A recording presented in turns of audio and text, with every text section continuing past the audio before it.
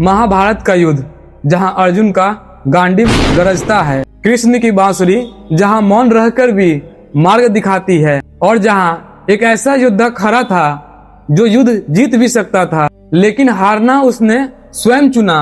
वह योद्धा कोई और नहीं बल्कि वह थे पितामह भीष्म, राजा शांतनु और माँ गंगा के पुत्र देवव्रत।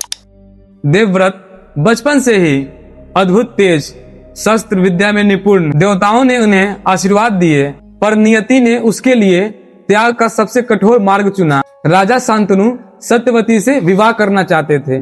सत्यवती विवाह के लिए तैयार भी थी, लेकिन उनका एक शर्त था, और शर्त ये था कि आने वाले राज सिंहासन पे उनके उत्तराधिकारी कोई और नहीं, उनका पुत्र ही होना चाहिए। तभी देवदत्त ने जो कहा वो आज भी मानव इतिहास में सबसे बड़ी प्रतिज्ञा मानी जाती है। और देवदत्त ने प्रतिज्ञा ली। उन्होंने कहा, मैं आजीवन ब्रह्मचारी रहूंगा और कभी भी सिंहासन की मांग नहीं करूंगा।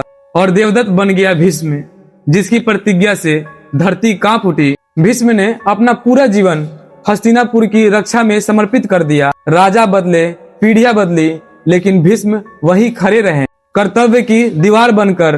कौरव हो या पांडव, उनके लिए दोनों ही समान थे। सभा में द्रौपदी का चीरहरण हुआ, सभी मौन थे, लेकिन सबसे बड़ा मौन पितामह भीष्म की थी। उन्होंने अन्याय देखा, लेकिन वह बंधे थे राज धर्म के जंजीरों में। और यही वह क्षण है जहां पितामह भीष्म हमें सिखाते हैं, कर्तव्य ही नहीं, जीवन में सत्य का साथ भी देना एक धर्म है। भीष्म ने युद्ध स्वीकार किया, लेकिन मन से नहीं। उन्होंने प्रतिज्ञा ली थी बस उसके वजह से।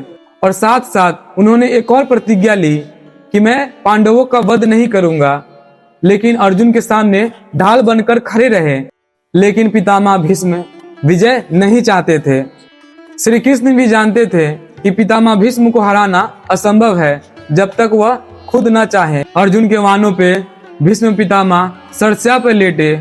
मृत्यु उनके पास थी, लेकिन उन्होंने प्रतीक्षा की उत्तरायण की। और यही उन्होंने धर्म, राजनीतिक, जीवन और मोक्ष पे एक उपदेश दिया। मित्रों, पितामह भीष्म का शरीर भले ही गिर गया, लेकिन उनका ज्ञान अमर हो गया।